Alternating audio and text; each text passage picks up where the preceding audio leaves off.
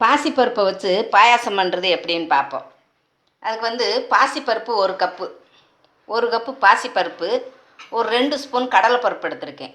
குழம்பு கடலைப்பருப்பு 2 ஸ்பூனு, கொஞ்சம் முந்திரி, திராட்சை, வெல்லம் நான் 1 கப்புக்கு 1.5 கப்பு வீதம் எடுத்துக்கிடுவோம். கொஞ்சம் இனிப்பாக இருக்கணும், பாயாசம் இனிப்பாக இருக்கணும். அதுக்காக நான் எடுத்து வச்சுருக்கேன். ஒரு 1.5 கப்பு வெல்லம் எடுத்துக்கிடுவோம். கொஞ்சம் தேங்காய் துருவல், கொஞ்சம் அரிசி மாவு ஒரு 2 ஸ்பூன் அளவு எடுத்துக்கோங்க.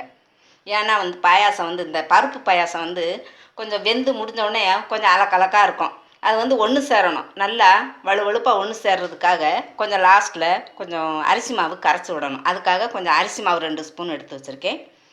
ஏலக்காய் ஒரு 4 ஏலக்காய், கொஞ்சம் நெய், இவ்வளோ தான் இதுக்கு தேவையானது.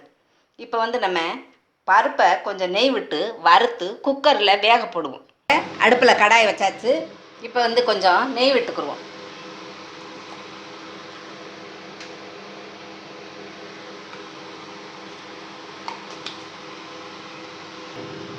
கொஞ்சம் சூடாகட்டும். இதில் பருப்பை வறுத்து எடுத்துக்குருவோம். ஃபஸ்ட்டில் நான் கடலை பருப்பு போடுறேன். இது கொஞ்சம் பெரிய சைஸாக இருக்கிறதுனால கொஞ்சம் நேரம் பிடிக்கும். அதனால் இந்த ஃபஸ்ட்டில் இது கொஞ்சம் நேரம் வறுத்து அதுக்கப்புறம் அதையும் கொட்டுவோம். அதை போட்டு வறுப்போம். கொஞ்சம் டைம் எடுக்கும் கடலைப்பருப்பு வறுக்க. அதனால் இதை ஃபஸ்ட்டில் லைட்டாக வறுத்துட்டு அதுக்கப்புறம் அதை போடுவோம். பருப்பு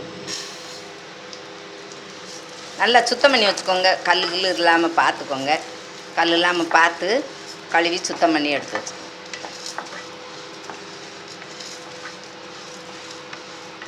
இளம் பருப்பாக வறுத்து வேக போடுவோம்.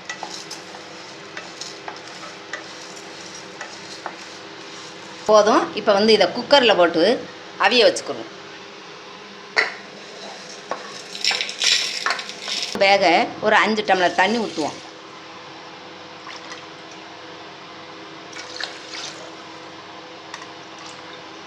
மூணு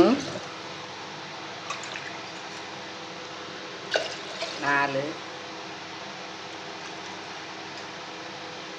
5. உங்களுக்கு பாயாசம் கொஞ்சம் லூஸாக இருக்கணும். அதனால் நீங்கள் 4-5 டம்ளர், ஒரு 5 டம்ளர் ஊற்றி வேக வச்சுருங்க. நல்லா குழைவாக வேகணும். 7-8 விசில் விட்டுருங்க. குக்கரில் வச்சாச்சு. இப்போ பருப்பு நல்லா குழைவாக அவிச்சு எடுத்துக்கிடுவோம். ஒரு 7 விசில் 8 விசில் விடுங்க, குழையட்டும். நல்லா பருப்பு குழஞ்சிடணும். 8 விசில் விட்டு இப்போ கொஞ்சம் நேரம் ஆஃப் பண்ணி வச்சுருக்கேன். நல்லா ஆறிடுச்சு. இப்போ எடுத்து பார்ப்போம். பாருங்கள், பருப்பு நல்லா மசிய வெந்துருச்சு. பாருங்கள், பருப்பு நல்லா மசிஞ்சிருச்சு. இந்த பாருங்கள், நல்லா குழைவாக வெந்துருச்சு. இப்போ இதை இறக்கி வச்சுட்டு முந்திரி திராட்சையை வறுத்து எடுத்துக்கிடுவோம். கொஞ்சம் நெய் விட்டு முந்திரி திராட்சையை வறுத்துக்கிடுவோம். அடுப்பில் அதே கடாயை அடுப்பில் வச்சுருக்கேன். இன்னும் கொஞ்சம் நெய் விட்டுக்குருவோம்.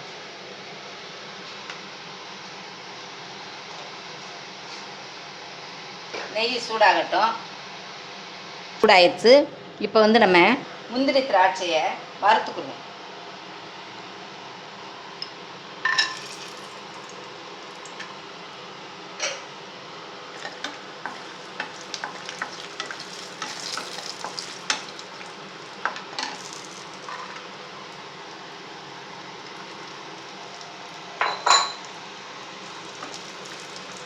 இப்போ இறக்கி வச்சுருவோம். திரும்பவும் இந்த பருப்பு சட்டி தூக்கி அடுப்பில் வச்சுருங்க. பருப்பு நல்லா கொதிக்கட்டும். இன்னும் கொஞ்சம் பருப்பு திரும்ப நல்லா அடுப்பில் வச்சு கொதிச்சுக்கிட்டு இருக்கு. இப்போ இந்த மாவு, அரிசி மாவு கூட கொஞ்சம் தண்ணி விட்டு கரைச்சி உள்ளே விட்டுருவோம். நல்லா கரைச்சி இந்த பருப்பு கூடவே சேர்த்துருவோம். மாவை கரைச்சாச்சு. இப்போ இந்த பருப்பு வேகுதில் அது கூடவே அரிசி மாவையும் ஊற்றிடுவோம். ஊற்றி நல்லா கிண்டி விட்டுருங்க.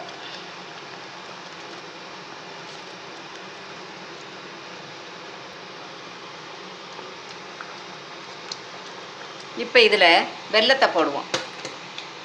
அப்படியே போடுறேன். தட்டி வச்சுருந்தேன், அப்படியே போடுறேன். ஏன்னா இது கொஞ்சம் நயம் வெல்லம் தான், அதனால் நான் அப்படியே போடுறேன். நீங்கள் காய்ச்சி வடிகட்டி ஊற்றுறவங்க காய்ச்சி வடிகட்டி ஊற்றுக்கோங்க. எவ்வளவு தேவையோ அந்த அளவுக்கு கொஞ்சம் பாயாசம் வந்து இனிப்பாகவே இருக்கும். போட்டு நல்லா கிண்டி விடுங்க.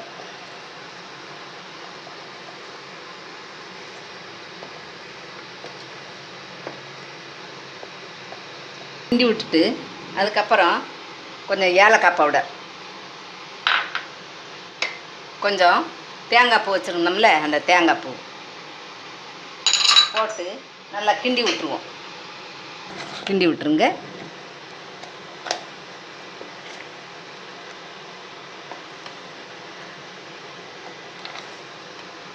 நம்மளுக்கு பருப்பு பாயாசம் ரெடி ஆயிடுச்சு.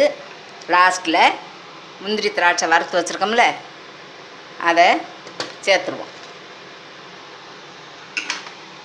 கிண்டி விட்டுருங்க. இவ்வளோதான். இப்போ நம்மளுக்கு பருப்பு பாயாசம் ரெடி.